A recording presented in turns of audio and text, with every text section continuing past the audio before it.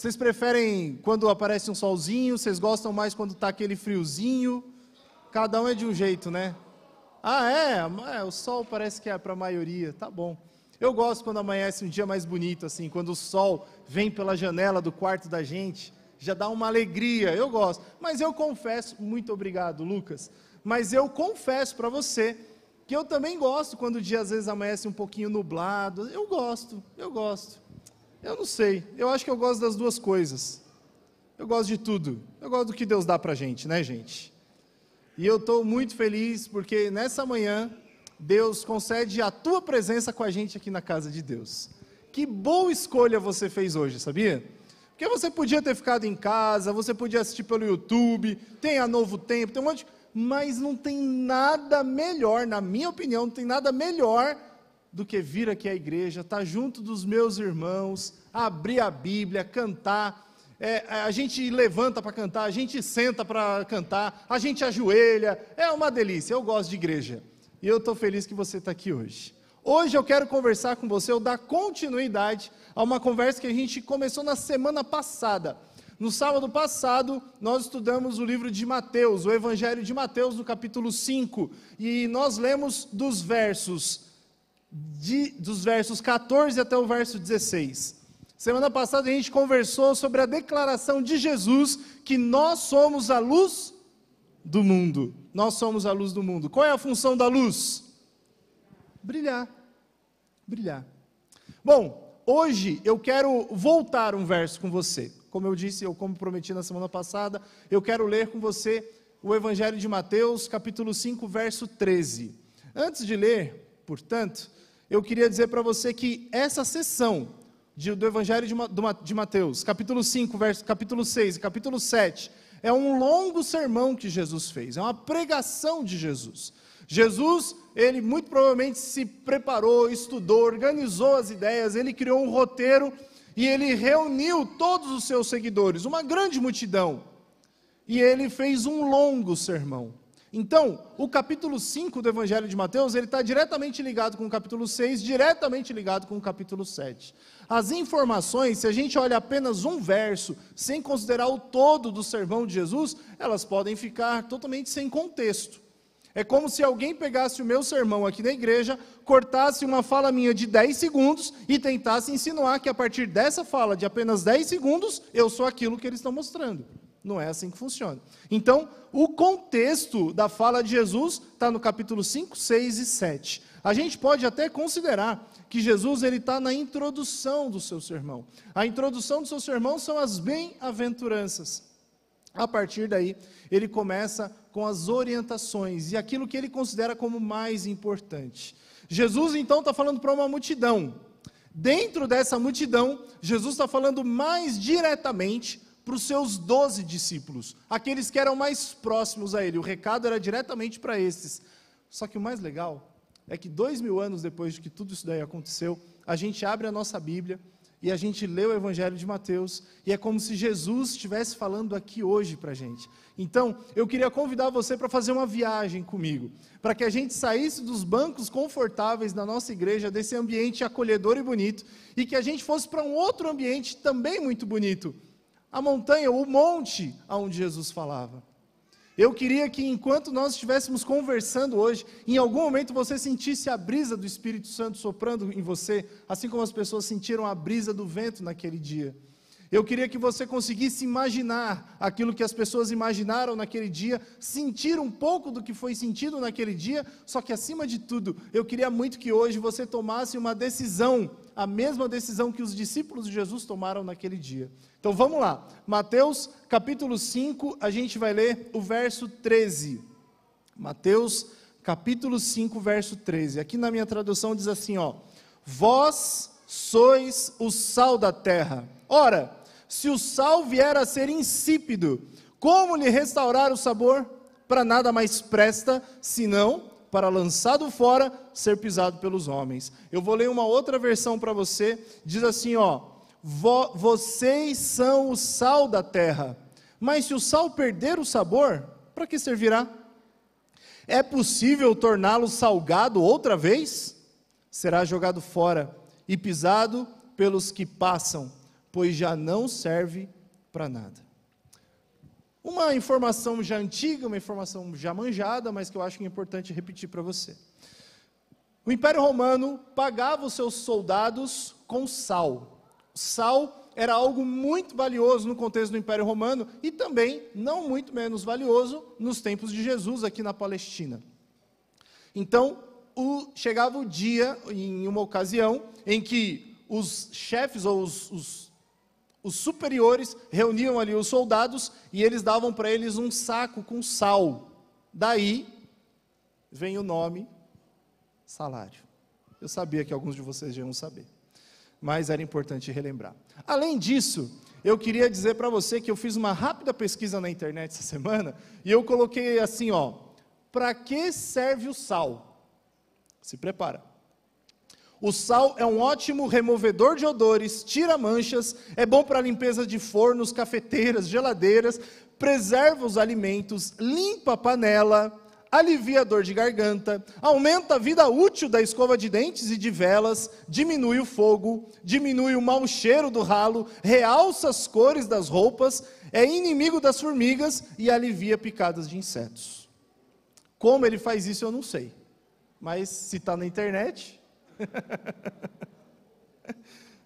Bom, eu também vi que o sal, ele é muito útil para realizar a simpatia, geralmente com sal grosso, tira mal olhado, mas eu confesso que eu também não pesquisei como que faz isso, espero que ninguém aqui faça isso. Além de tudo isso, o sal, ele tem duas funções muito importantes, desde a antiguidade e até hoje ainda é usado para essas duas funções. O sal conserva os alimentos e o sal tempera a comida. Não sei se você sabia disso. Tem gente que gosta muito de sal, né? Põe bastante sal na comida. Tem gente que coloca pouco sal na comida. Eu gosto de quem põe no ponto certo, na medida certa. Mas o difícil é que a medida certa, cada um tem a sua. Na Palestina, o sal, ele era recolhido nas costas do mar. E eles conseguiam pegar placas de sal. Só que como essas placas de sal, elas ficavam a céu aberto, muitas delas estavam contaminadas. Então o sal precisava passar por um processo. Primeiro de purificação, para pegar a parte que era boa do sal. Depois esse sal era preparado e depois comercializado. O sal era então utilizado na cozinha como tempero, mas também maneira de conservar os alimentos. Naquela época que a gente ainda não tinha geladeira, ou como manter carnes ou alimentos ali refrigerados. Todo cristão que entra em contato com Jesus tem o dever. Gente, presta atenção, não é uma possibilidade, não é um direito, é uma obrigação. Nós temos o dever, a obrigação. Se você não fizer isso, você não é cristão. A gente tem o dever de fazer algum tipo de diferença na vida das pessoas. A gente tem que temperar a vida das pessoas. Mas antes de falar sobre temperar, eu queria falar para você que o cristão ele tem o dever de conservar, preservar o mundo que a gente vive. Você pode estar pensando assim, mas pastor, como é que eu vou conseguir fazer isso? Como eu posso conservar, preservar o mundo que eu estou vivendo? Eu queria dar uma sugestão para você. Intercessão. O poder da intercessão. O poder de você orar por alguém. De você clamar a Deus pela vida ou pela proteção de outra pessoa. O desejo sincero de que as pessoas fiquem bem, de que elas vivam bem e que elas permaneçam ou estejam na presença de Deus. O desejo de amparar a vida de outras pessoas através de Deus, mas obviamente também através de você. Eu não sei a sua opinião, mas cada vez mais tem ficado claro para mim que a gente está vivendo num tempo em que parece que o mundo está podre ou apodrecendo. Parece que as músicas estão ficando cada vez mais podres, os filmes estão ficando cada vez mais podres, os programas de TV, os livros, a política está cada vez mais podre, o comportamento nas escolas está cada vez pior, e o comportamento dentro de casa está cada vez pior. Parece que aos poucos o mundo que a gente está vivendo, ele vai apodrecendo, ele começa a cheirar mal. Mas, dentro desse mundo, ou no meio desse mundo, existe um negócio chamado igreja. Você e eu, cristãos, e a gente tem um dever de sermos agentes de conservação nesse mundo e na vida das pessoas. O tempero que pode fazer a diferença nesse mundo é o tempero do amor, é o tempero da misericórdia. Eles têm cada um a sua função, mas a gente como cristão, a gente não foi chamado para ser sal grosso, a gente foi chamado para ser sal refinado. O que eu estou querendo dizer com isso? Não é com grosseria, não é com guerra, não é com batalha, não é com um comportamento similar aos maus, é com refinamento, é com educação, é com amor, é com carinho que a gente vai fazer diferença no mundo. A gente não precisa impor a nossa vontade para o mundo, a gente precisa simplesmente representar a vontade de Deus no mundo. E à medida em que, como eu falei na semana passada, a nossa luz brilhar, ou à medida em que o nosso tempero se espalhar, as pessoas terão vontade de ficarem do mesmo jeito que a gente. O plano de Deus não é que a gente saia por aí falando para as pessoas como elas devem ser. O plano de Deus é que a gente saia por aí sendo a presença de Deus por onde a gente estiver. No nosso trabalho, na nossa empresa, no nosso carro, na nossa escola, na nossa faculdade, no prédio que a gente mora, ou no condomínio que a gente mora, na rua que a gente mora, dentro da casa que a gente mora. O plano de Deus é que a gente tempere todos os lugares por onde nós estivermos, todos os caminhos por onde nós passarmos. E para deixar isso bem claro para você, eu queria te lembrar de uma história. Essa história está lá no livro de Gênesis, no capítulo 18, entre os versos 23 e 33. Se você quiser abrir para dar uma olhada, eu vou te lembrar a história aqui da frente. É a história de Abraão. Abraão recebe a visita de Jesus e mais 2 anjos. E ele está conversando ali com Jesus. E quando ele conversa com Jesus, Jesus fala para ele assim: bom, tá bom, beleza, obrigado pela sua hospitalidade. Eu já disse aqui, a sua mulher vai ter um filho mesmo sendo velha, apesar de que ela deu risada, mas eu vou cumprir o que eu prometi, você vai ser pai de uma grande nação, só que eu estou meio ocupado agora, eu preciso ir ali numa outra cidade chamada Sodoma e Gomorra, eu vou lá, vou matar todo mundo que está lá. Aí Abraão fala: nossa, mas vai matar todo mundo? Todo mundo. Mas Senhor, se tiverem 50 justos lá, o Senhor vai matar os 50 justos junto com os injustos? O Senhor vai fazer isso? Não, claro que não. Se tiver 50, não. Não, mas tá, Senhor, vamos fazer assim. E se tiver 45? Não. Se tiver 45 eu não mato. 40, se tiver 40 o Senhor vai matar? Não. 40 eu também não mato. E Abraão segue, 30. Não, 30 eu também vou preservar. Se tiver 20? Não, 20 também. Aí Abraão fala, se tiverem... Quem lembra dessa história? 10. Se tiverem 10 justos, o Senhor vai matar? Vai destruir tudo? Não, se tiverem 10 justos, eu não vou destruir. O que Abraão estava fazendo por essa cidade? Intercedendo. Vamos tentar trazer para um contexto mais próximo? Imagina que tem uma pessoa sofrendo. Uma pessoa sofrendo. Pode ser escrava de algum tipo de vício. Drogas, bebida, sei lá.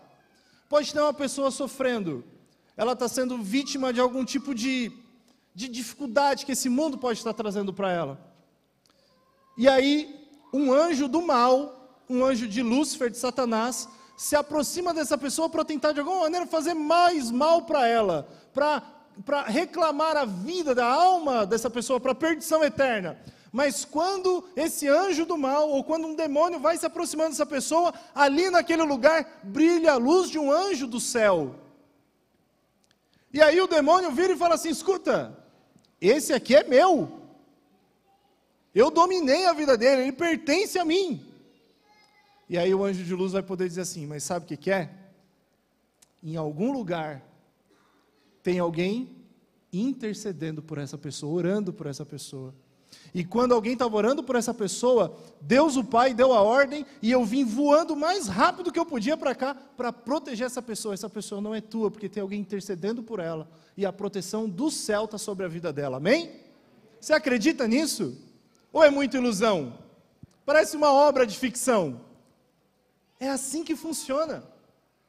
Quando você separa tempo para orar, para interceder, para clamar por alguém que mora no mesmo prédio que você, alguém que trabalha no mesmo escritório que você, alguém que mora na mesma rua que você, anjos do céu são designados, e eles vêm atravessando a galáxia, eles entram aqui na nossa atmosfera, eles vêm aqui para o nosso continente, o nosso país, e eles vão se aproximando da casa onde você está, e eles abrem as suas asas, para proteger aquelas pessoas, independente de quem elas são ou o que elas estão fazendo. Se você que é pai, se você que é mãe, ora pelos seus filhos, é isso que Deus faz por eles, protege, livra, e faz de tudo que Ele puder, para salvar a vida dessas pessoas, o poder da intercessão. Tem outra coisa interessante dessa história de Abraão intercedendo por Sodoma e Gomorra, intercedendo por Ló. Você reparou que ele começa com 50, e você reparou também que ele termina com 10. Dentro dessa cultura, na mentalidade deles, 10 é o mínimo. 10 é o mínimo. Eu não sei se você se lembra da história, mas quando a gente está falando aqui de Sodoma e Gomorra, essa intercessão é em favor da família de Ló. Eles não eram 10, mas Abraão para em 10. Ele podia ter insistido um pouco mais, se forem 5, se forem 4, não, ele para em 10, porque na mentalidade deles, 10 é o quê? O mínimo. Quando a Bíblia vira para a gente e fala assim, ó, de tudo que vocês receberem, qual que é a parte que Deus fala que é dele? Quando ele fala isso, o que ele está querendo dizer? É o mínimo. É o mínimo.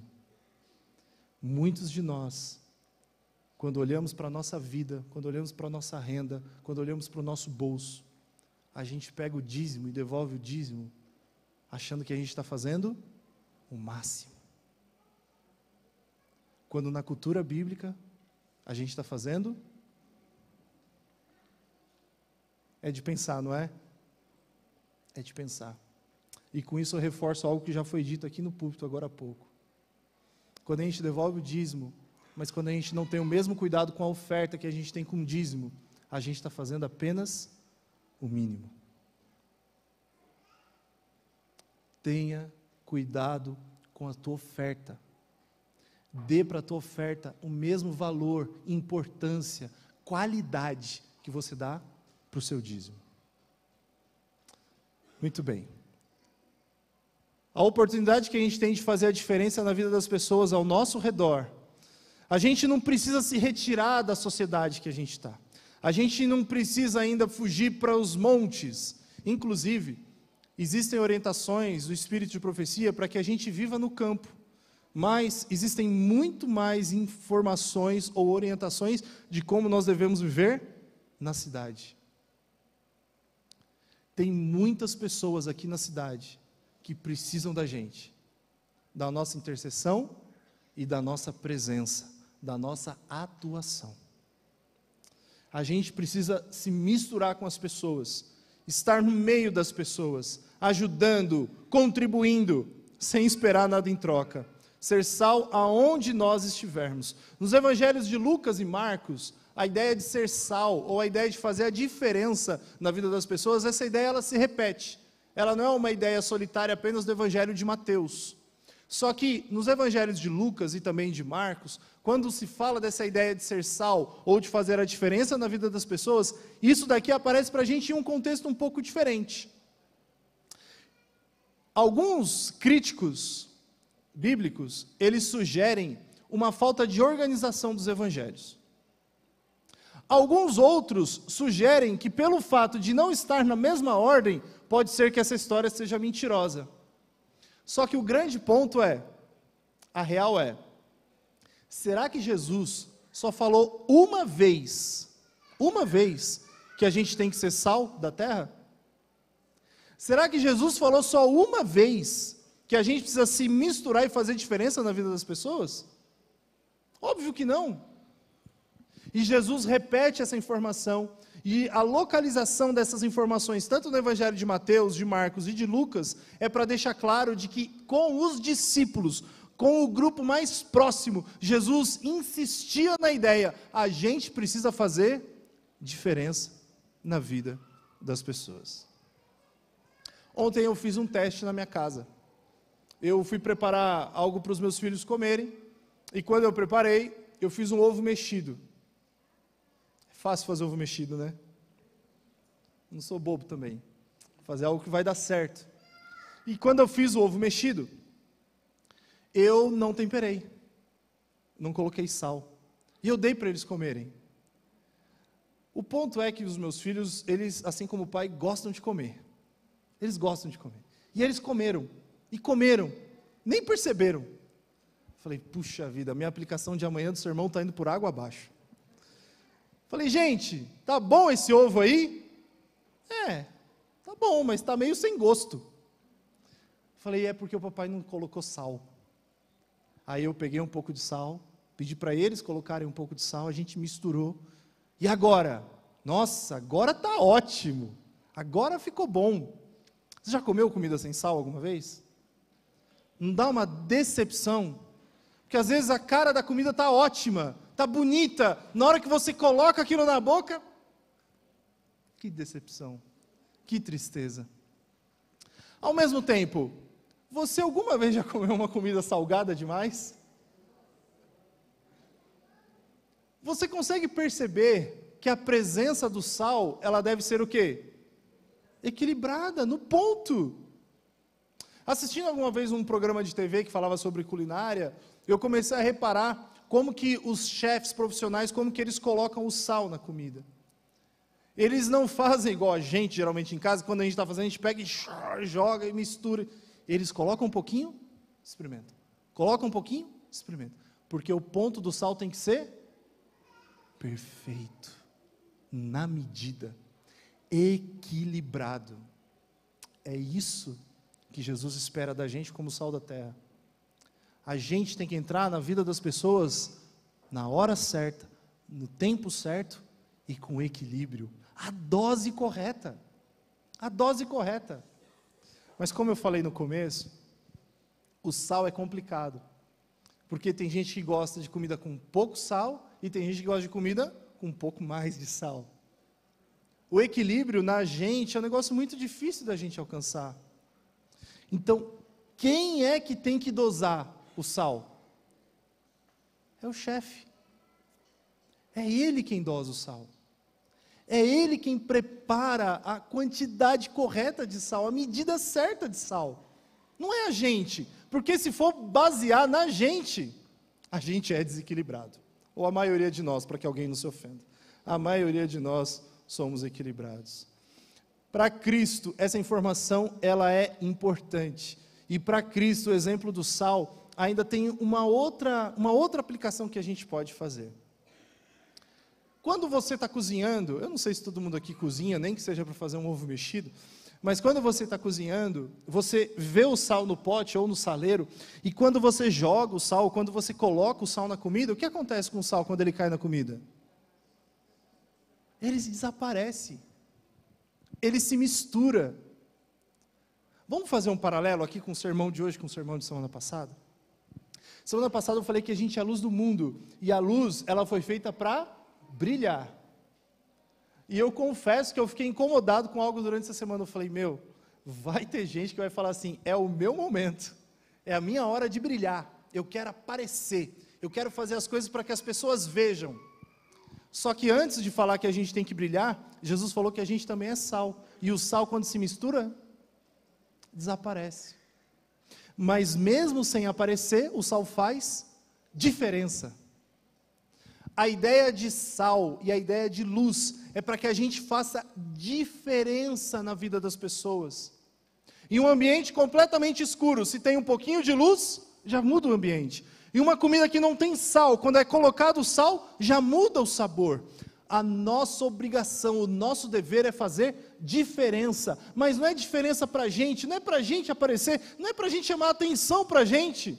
Nossa, como ele prega bem, nossa, como ele canta bem, nossa, como ela ora bonito, nossa, como é uma pessoa simpática, nossa, como ele é elegante, nossa, como ela é bonita. Não! Eu acho que eu já contei isso para vocês em janeiro, em alguns dos meus sermões, mas eu vou relembrar. Uma vez a gente fez um evento na igreja, e quando a gente fez esse evento na igreja, a gente negociou e chegamos a um valor, e o meu critério principal com essa pessoa, quando eu negociei, foi assim, falou, todo mundo vai vir, mas ninguém bebe. A coisa mais cara que você tem aqui no que você oferece é a bebida alcoólica, e ninguém bebe. Dá um desconto para a gente. Não, tudo bem, pessoal da igreja, ninguém bebe, fez um desconto, abaixou o preço.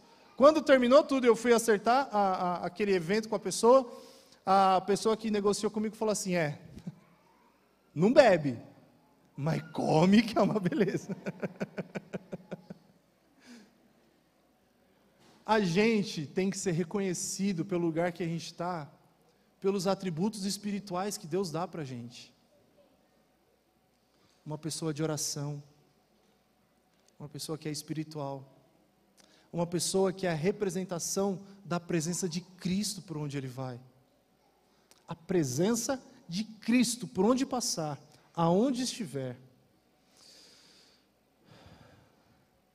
O sal faz diferença na vida das pessoas, e a gente precisa começar a fazer diferença na vida das pessoas que estão perto da gente. Agora Jesus, ele termina o verso 13 falando de quando o sal perde o seu sabor. De quando o sal perde o seu sabor e ele já não tem mais utilidade. Não serve mais nem para temperar e nem para conservar nada. O cristão sem Cristo é um sal sem sabor. Um cristão sem Cristo, ele perde o seu propósito. Apenas no verso 13, mas a gente pode considerar também a seção do sal e da luz, do verso 13 até o verso 16. Jesus, ele propõe para a gente a resposta de algumas das perguntas mais interessantes que existem na humanidade. A primeira dessas perguntas, quem sou eu? Outra pergunta que é muito feita hoje no meio dos jovens, ou os jovens mais experientes, a minha geração, por exemplo, qual é o meu propósito? Para que eu vim para esse mundo? Outra pergunta interessante, para onde eu vou? O que eu vou alcançar? Aonde eu vou chegar? Jesus, nos versos 13, 14, 15 e 16, apenas nesses versos, Jesus, ele responde algumas das perguntas mais intrigantes da humanidade. Quem sou eu? Qual é o meu propósito? Aonde eu vou chegar com isso? Qual é o meu objetivo final? Jesus, ele fala que o sal sem sabor é uma representação de um cristão sem Cristo, de um seguidor de Jesus sem Jesus. E Jesus, no verso 13, ele faz uma pergunta: se o sal vier a ser insípido, como lhe restaurar o sabor? É impossível para você devolver o sabor do sal quando ele perde seu sabor. Como que o sal perde seu sabor? Pelo ambiente e a maneira como ele era conservado. Então vamos lá. Dentro da adoração religiosa, nos tempos bíblicos aqui de Jesus, dentro do templo, eles usavam o sal dentro dos rituais do templo que aconteciam. O sal era muito usado, e como eu já te disse no começo de tudo, o sal também, ele era algo muito valorizado, ele tinha bastante valor. Bom, dadas essas informações, vamos refletir agora sobre o seguinte: como o sal era guardado dentro do templo? Ele ficava estocado em algum lugar dentro do templo, e às vezes o lugar em que ele ficava, ele tinha ou muita luz ou pouca luz. Ou o maior problema para o sal, tinha muita umidade. E uma parte daquele sal, ele se tornava insípido, sem sabor. Ele já não conservaria mais nenhum tipo de alimento. Ele já não daria sabor para nenhum alimento que ele fosse colocado. Então, o que eles faziam com esse sal? Eles não jogavam fora, eles guardavam em outro lugar, em outro ambiente. Porque na Palestina, em uma determinada época do ano, do inverno, neva. Não como em alguns países da Europa, nem como nos Estados Unidos, que a gente vê nos filmes e tal, aquela neve toda. Não, mas nevava por um dia, talvez no máximo 3 dias, geralmente 2. E quando aquela neve caía, no pátio do templo, ele era, a maior parte deles, ou a maioria dos templos, eles tinham muito mármore no pátio. E quando caía aquela neve, a neve no mármore tornava aquilo lá como uma pista de gelo. Escorregadio, muito escorregadio, extremamente escorregadio. Então, quando chegava essa época do ano, os levitas, eles iam até o lugar do templo, pegavam aquele sal que estava guardado, levavam até o pátio e jogavam na neve. Porque isso você já deve ter visto em algum lugar, talvez já tenha até feito, não sei. Se você joga sal na neve, a neve derrete. E aí não escorregava mais. Isso eu nunca vi pessoalmente, mas eu tenho amigos que moram fora do país, nos Estados Unidos, por exemplo, e ele falou, olha, a neve, Fábio, no dia que cai, é lindo. Tudo branquinho. Esse meu amigo mora em Nova York, vários de vocês aqui conhecem ele. Tudo branquinho. Só que aí, não dá para a gente andar direito, o carro não anda direito, aí a gente começa a jogar sal, para ter um caminho. Só que à medida em que aquela neve derrete com o sal, e começa a passar carro, começa a pisar gente, aquilo vira um lodo, aquilo vira um negócio preto, feio, suja o pé, aquilo fica grudado no pé, é um negócio completamente ruim de ver. O que Jesus está dizendo aqui, é que, nos tempos dele, ele falou, olha, se o sal perder o sabor, ele já não vai mais ser colocado no alimento para conservar, ele já não vai ser colocado na comida para temperar. O sal que deveria ir para a boca das pessoas, agora é jogado no chão, e ele fica na sola do sapato das pessoas, ou do calçado das pessoas. Ele perde o seu propósito. Um sal que não tem sabor, ele perde o seu propósito. Um cristão que não tem Cristo, ele perde o seu propósito.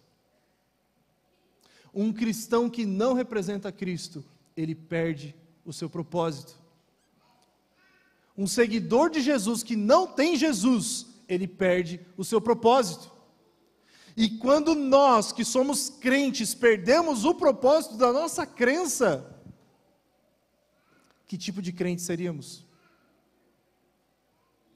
Se a luz que habita em nós são trevas, qual a razão da gente existir?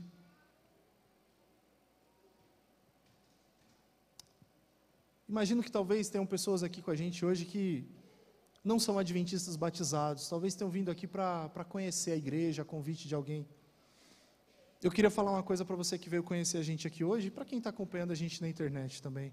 A gente tem uma convicção no adventismo. Nós acreditamos que nós somos um movimento profético. Nós cremos que nós somos a igreja remanescente.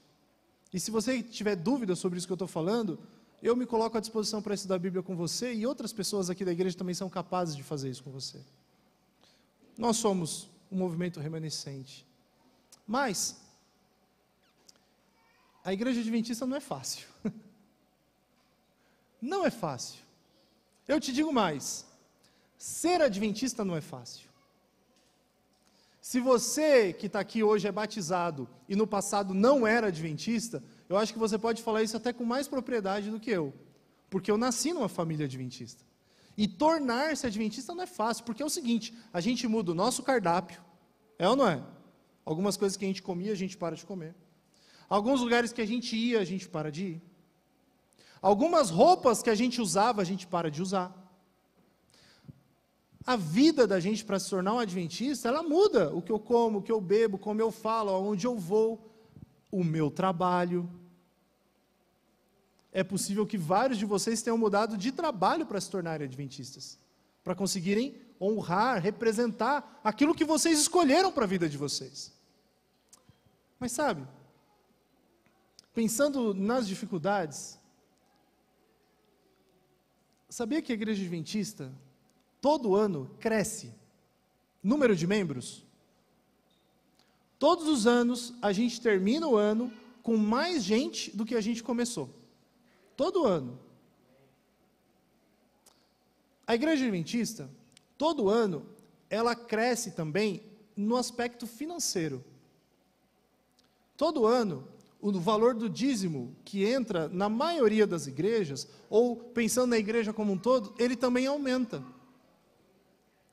por que eu estou te falando essas coisas? Que para você talvez você ache assim, eu não tenho interesse em saber disso, pastor. Eu quero saber daqui, do Belém, eu quero saber de mim. Eu vou te explicar.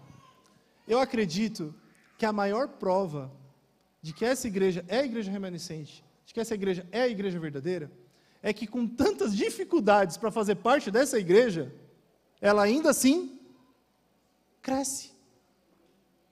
As pessoas olham e falam assim, puxa vida, nessa igreja não pode fazer isso, a pessoa não vai a tal lugar, ela não come tal coisa, nossa, eu gostava tanto de comer isso, mas, e não pode trabalhar no dia, e não faz não sei o quê, e não vai, mas quer saber, eu vou ser dessa igreja aqui. Aí do outro lado aparece uma outra igreja e fala assim, aqui você pode fazer o que você quiser, come o que você quiser, trabalha com o que você quiser, se veste do que você quiser, vai aonde você quiser, dorme com quem você quiser, faz o que você quiser aqui. Aí a gente olha assim e fala, não, eu vou nessa aqui que não pode um monte de coisa. Faz sentido isso para você? Mas ainda assim, o Senhor continua acrescentando, como diz em Atos 2, dia a dia, aqueles que estão sendo salvos. É algo que Deus faz. E isso daqui acontece porque no meio da gente, tem um monte de gente que escolheu ser sal, fazer a diferença, ser luz, iluminar a vida das pessoas. Lendo essa passagem, ou refletindo sobre ela nos últimos dias ou semanas, eu consegui responder algumas perguntas importantes da minha vida. Primeira delas, quem sou eu? Filho do Carlos e da Rosângela? Pai do Luke e do Léo? Marido da Carol? Pastor? Brasileiro? Quase que eu falei o time que eu torço aqui. Quem sou eu? Eu sou o sal da terra, a luz do mundo. Quem é você? Você vai continuar vivendo uma crise de identidade? Ou você vai ter coragem de olhar para você mesmo e responder essa pergunta? Quem sou eu? Qual é o meu propósito? Para que eu nasci? Para que eu vim para esse mundo? Para estudar hebraico, para estudar grego, para fazer uma faculdade de teologia? Ou para estudar algum outro curso? Para morar aqui em São Paulo, ou para morar lá em Brasília? Para fazer filhos? Para ser marido? Qual é o meu propósito? Meu propósito é iluminar o mundo, é temperar o mundo. Meu propósito é fazer a diferença, sendo luz e sendo sal. Qual é o seu propósito? Qual é o seu propósito?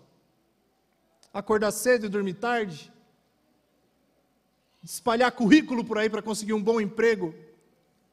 Juntar um dinheiro, um capital para começar o seu próprio negócio? Qual é o seu propósito? O meu propósito é fazer a diferença na vida das pessoas. Para onde eu vou? Aonde eu vou chegar com tudo isso? Eu vou onde Deus mandar. Eu vou onde Deus mandar. Aonde você vai? Qual é o teu objetivo final? Eu escolhi onde Deus mandar, porque eu sei que Deus me manda para o céu. Para o céu. E enquanto eu caminho para o céu, eu caminho para o céu pelo Morro Doce, por Brasília, pela Penha, pela Anália Franco, pelo Belém, pelo Andaraí, pelo Pari, aonde Deus mandar. Meu propósito e o seu propósito, ele está além da rotina dessa terra, desse mundo que a gente vive. O seu propósito e o meu propósito, ele ultrapassa o novo normal que estão nos propondo. O meu propósito e o seu propósito, ele alcança o extraordinário que Deus tem para você e para mim. O extraordinário da eternidade. O extraordinário da certeza da salvação. O extraordinário da intercessão. O extraordinário para iluminar esse mundo, para temperar esse mundo. O extraordinário para fazer a diferença. E o meu convite para você nessa manhã de sábado, é para que hoje, mais do que nunca, você escolha ser sal, ser luz, fazer a diferença na vida de alguém. Quando eu era garoto, eu tinha 19 anos, eu tinha um desejo já de ser pastor. Mas aí eu falei assim, cara, eu vou ser pastor, mas eu nunca conduzi ninguém para o batismo, para a igreja. E aí eu ouvi que ia ter um encontro na igreja para quem queria dar estudo bíblico, para quem queria aprender como dar estudo bíblico. E a gente tinha que chamar mais alguém para ir com a gente, para fazermos duplas. Aí nesse dia eu virei para 2 amigos meus e falei assim, vamos nós 3 lá? A gente vai, a gente vira um trio missionário. E eles, não, vamos, beleza, vamos lá. E fomos ao encontro à tarde. No encontro da tarde, tinha bastante gente até na igreja assim. E começaram a ensinar para a gente como faz para dar estudo bíblico. Começaram a ensinar para a gente como que a gente entra na casa da pessoa, como a gente se comporta, os processos que a gente vai criando e como que a gente estuda a Bíblia em si. Como lemos as perguntas, como ajudamos as pessoas a acharem o texto bíblico. E foi de orientação, e no final foi de motivação. E aí quando chegou no final, a orientação era mais ou menos assim, agora vai e estuda a Bíblia com alguém. Eu falei, com quem que eu vou estudar a Bíblia? Eu não tenho ninguém para estudar. Mas como se tivessem ouvido o meu pensamento, alguém lá na frente falou assim, orem. Peçam para Deus colocar alguém no teu caminho. Alguém que tenha vontade, curiosidade, desejo de estudar a Bíblia. E eu lembro que eu orei com meus 2 amigos. E a gente falou, Senhor, a gente quer estudar a Bíblia com alguém. Apresenta alguém para a gente, ajuda a gente. Quando a gente terminou de orar os 3, eu fui em outro lugar e orei sozinho. Falei, Senhor, é de verdade. Eu quero estudar a Bíblia com alguém. Apresenta alguém para mim, coloca alguém no meu caminho. Eu terminei de orar, eu me encontrei agora com um grupo maior de amigos, e eles falaram assim, a gente está indo tomar açaí, a gente vai comer um lanche em tal lugar, vamos lá? Falei, vamos lá. E a gente foi. Sentamos à mesa, pedimos cada um o seu lanche e tal. E enquanto eu terminei de pedir o meu lanche, a pessoa saiu para dar a ordem lá para o pessoal da cozinha, eu fui ao banheiro. Cheguei no banheiro, fui abrir a porta estava fechada. Esperei a minha vez. Quando abriu a porta, saiu um jovem de lá de dentro, um cara com a minha idade, assim. Ele saiu, ficou me olhando, eu falei, sai fora, entrei no banheiro. Quando eu saí do banheiro, estava lá. Eu lavei a minha mão, e o cara falou assim, você é pastor? Não, é que um dia eu fui numa igreja e eu vi você falando. A gente tinha um coral e eu fazia a meditação. Falei, eu falo, mas eu não sou pastor. Ah, não, tá bom. Falei, mas por que você está perguntando? Ele falou, não, sabe o que é? É que eu queria estudar a Bíblia com alguém. E na hora que eu vi você, que eu falei, nossa, é muita coincidência eu encontrar aquele que eu vi falando lá na igreja aquele dia. Ele deve ser pastor, porque para falar na igreja deve ser pastor. Falei assim, olha, eu não sou pastor, mas se você quiser, eu estudo a Bíblia com você. Ele, você sabe? Claro que eu sei. Amada igreja, se você quiser ser sal, se você quiser ser luz, eu tenho um convite para você. Peça a Deus. Porque tem muitas vidas espalhadas por aí precisando ser temperadas, precisando ser preservadas, precisando ser iluminadas. Aqui, a gente tenta fazer isso, mas lá fora, esse trabalho tem muito mais sentido, tem muito mais propósito. Então, eu tenho um desafio para fazer para você. Se você quer ser sal, se você quer ser luz, feche os olhos, conversa com Deus, fala para Ele, Senhor, eu estou sendo um sal meio insípido, Senhor, a minha luz está tão fraquinha, me usa, coloca alguém no meu caminho, Me dá a chance de testemunhar. Me dá a chance de temperar a vida de alguém, de iluminar, de fazer a diferença na vida das pessoas. Deus tem muitas maneiras de tornar isso uma realidade na sua vida, mas tudo começa com a tua oração, com o teu pedido, com a tua disposição. Fala com Deus.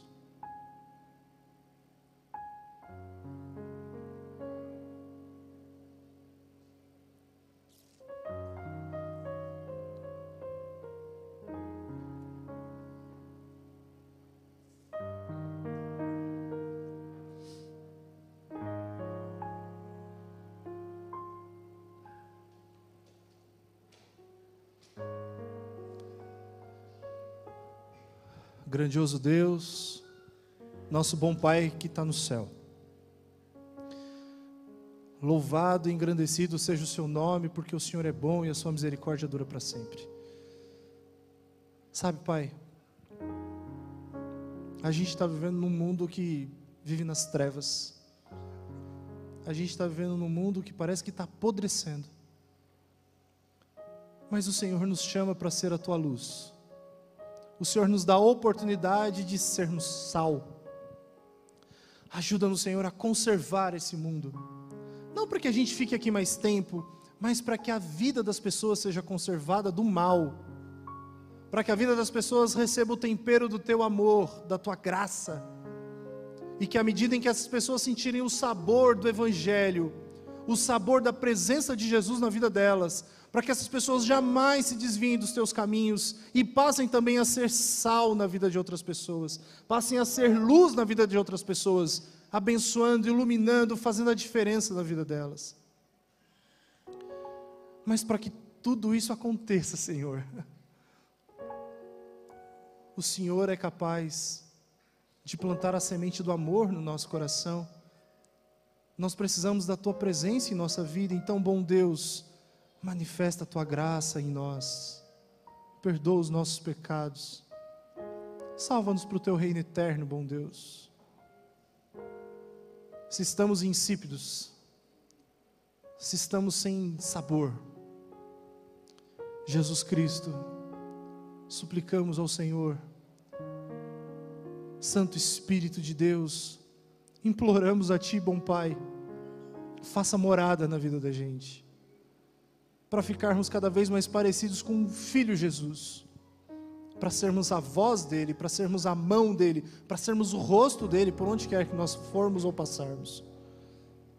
Tempera a nossa vida, bom Deus, com o equilíbrio da Tua graça, ilumina a nossa vida com a luz da Tua glória, e usa-nos, Senhor, para que o Teu nome seja exaltado aqui neste mundo e nessa igreja.